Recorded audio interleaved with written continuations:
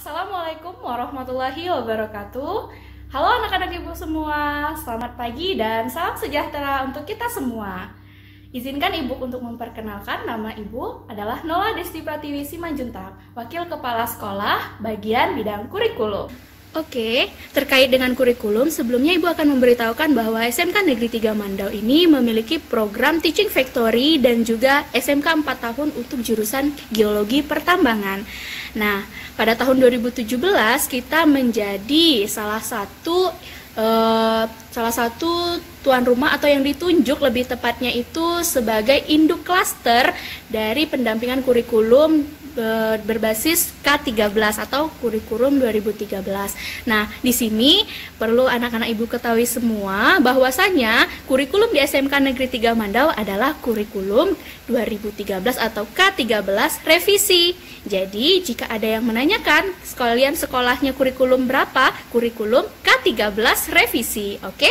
Nah, kemudian pada tahun 2018 kita itu mengadakan program kelas industri, kemudian ada lagi di tahun 2019-nya itu namanya SMK Rujukan, kemudian ada lagi SMK Kawasan Industri Nasional di tahun 2019.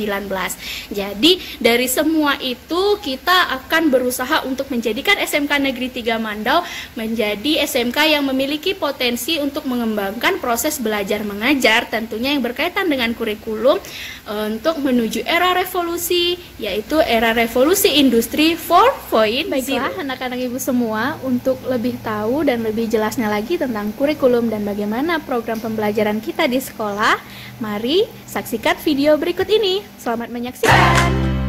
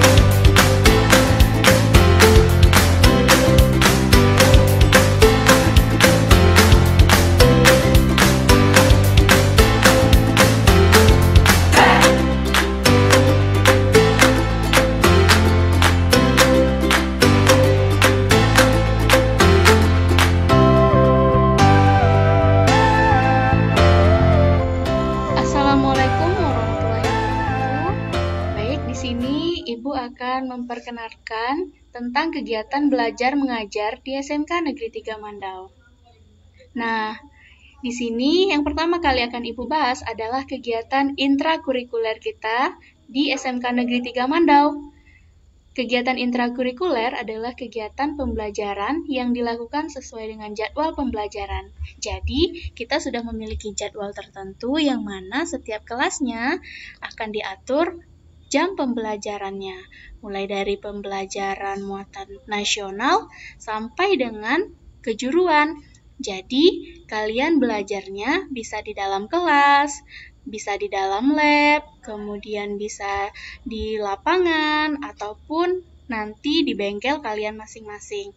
Nah, pada gambar kalian bisa melihat mulai dari kegiatan aktif di dalam kelas sampai dengan kegiatan di dalam laboratorium ataupun di bengkelnya. Jadi, masing-masing jurusan yang kalian miliki itu memiliki keistimewaan masing-masing dalam pembelajaran intrakurikulernya. Contohnya saja kegiatan praktek di kejuruan kalian seperti membuat sumur bor untuk jurusan pemboran migas. Kemudian contoh lainnya lagi itu seperti kegiatan bengkel. Kemudian ada lagi kegiatan di dalam laboratorium dan masih banyak lagi. Nah, selain praktek kejuruan, kalian juga akan menemui nantinya itu pembelajaran praktek seperti olahraga, juga pembelajaran praktek seperti bidang studi kimia, kemudian bidang studi bahasa Indonesia, bahasa Inggris, dan lain sebagainya. Nah, selain kegiatan intrakurikuler tadi, ada lagi yang namanya kegiatan kokurikuler. Kegiatan kokurikuler ini adalah kegiatan pembelajaran yang membantu dan menunjang kegiatan intrakurikuler. Jadi, di luar kegiatan pembelajaran kita, ada lagi kegiatan lainnya untuk menambah ilmu pengetahuan dan wawasan anak-anak ibu semua. Contohnya saja seperti yang ada di kiri dan kanan kalian.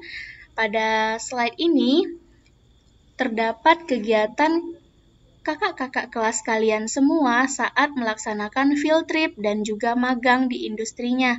Nah, kegiatan-kegiatan inilah salah satu contoh dari kegiatan kokurikuler.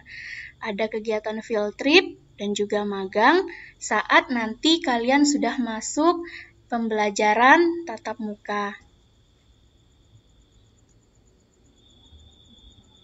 Nah, anak-anak ibu sekalian, di sini ibu akan menjelaskan tentang sistem penilaian kita.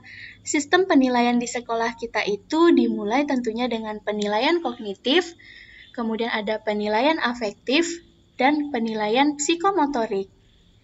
Penilaian kognitif ini adalah penilaian pengetahuan kalian. Penilaian pengetahuan kalian dapat diukur dengan melalui tugas-tugas tentunya, kemudian ulangan harian, kuis, ujian tengah semester, ujian akhir semester, semua itu dilakukan dalam rentang waktu setiap pembelajaran yang kalian lakukan dari mulai awal semester sampai dengan akhir semesternya. Kemudian ada lagi yang namanya penilaian afektif. Afektif itu adalah penilaian sikap. Selain sikap kalian yang dinilai, tentunya disiplin kalian dan juga kehadiran kalian di sekolah itu akan sangat mempengaruhi penilaian afektif kalian. Jadi anak-anak ibu semua, tentunya sikap, disiplin, dan kehadiran itu sangat penting untuk proses penilaian kita. Yang mana penilaian afektif adalah penilaian yang paling dijunjung tinggi. Kemudian, penilaian psikomotorik. Penilaian psikomotorik ini adalah penilaian praktek. Nah, contohnya saja seperti yang Ibu katakan tadi pada kegiatan intrakurikuler, tentunya kalian akan menemui berbagai jenis praktek, baik itu praktek dari pelajaran agama, PKN, kemudian sampai dengan pelajaran kejurusan kalian masing-masing, itu akan ada yang namanya pelajaran praktek. Nah, setiap pelajaran praktek itu tentunya kalian akan dilakukan penilaian. Oke, anak-anak ibu semua, pemantauan pembelajaran itu dilakukan mulai dari siswanya, kemudian oleh gurunya, dan juga oleh orang tuanya. Jadi, selain kalian sendiri yang memantau kegiatan pembelajaran kalian, guru kalian dan orang tua kalian juga terlibat dalam pemantauan tersebut. Yang mana siswa, guru, dan orang tua harus saling bekerja sama agar dapat membentuk karakter dan disiplin kalian, serta kemajuan kalian, serta menanamkan pribadi yang baik untuk generasi muda penerus bangsa yang hebat tentunya. Kalian tentunya akan menjadi orang sukses dan menjadi generasi bangsa yang hebat jika kita saling bekerja sama.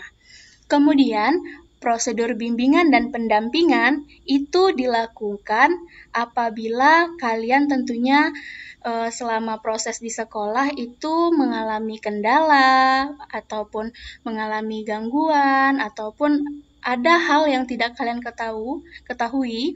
Nah, kalian bisa tanyakan mulai dari jenjang wali kelas terlebih dahulu, kemudian barulah kalian tanyakan ke kepala program, dan jika juga tidak menemukan solusi ke kepala program, kalian boleh tanyakan ke wakil kepala sekolah, dan terakhir itu baru ke kepala sekolah. Jadi anak-anak ibu sekalian, orang yang pertama kali tempat kalian mengadu itu adalah wali kelas kalian. Jika kalian mengalami masalah, maka wali kelaslah tempat kalian untuk mengadu, tempat kalian untuk saling mencurahkan masalah, kemudian untuk selalu bertanya, itu adalah tempat wali kelasnya. Jadi, jangan buat wali kelas kalian menjadi orang asing, tapi jadikanlah wali kelas kalian sebagai orang terdekat kalian. Kemudian baru ke kepala program, baru ke wakil kepala program, kepala sekolah, dan terakhirnya lagi ke kepala sekolahnya. Jadi anak-anak ibu sekalian tentunya harus tahu ya prosedur bimbingan dan pendampingan. Nah, selanjutnya itu adalah jenis pembelajaran. Jenis pembelajaran kita anak-anak ibu sebenarnya itu adalah pembelajaran tatap muka. Namun karena adanya wabah COVID ini, maka ada yang namanya 3 pembelajaran tambahan, yaitu pembelajaran secara daring atau dalam jaringan, kemudian luring luar jaringan, dan yang ketiga itu secara pembelajaran COVID ini adalah blended learning atau campuran. Jadi di sana akan ada secara daring juga, ada juga tatap muka juga. Nah, jadi 4 metode atau jenis pembelajaran ini akan selalu kalian temui dalam rentang waktu ke depannya. Dimulai dari daring mungkin terlebih dahulu karena sekarang masih COVID, dan diakhiri nanti dengan tatap muka insya Allah jika kita diberi waktu dan umur yang panjang. Oke? Nah, untuk itu anak-anak ibu semua tetap semangat, jaga kesehatan, dan selalu mawas diri, jangan lalai dan gegabah. Sampai bertemu di sekolah. Terima kasih.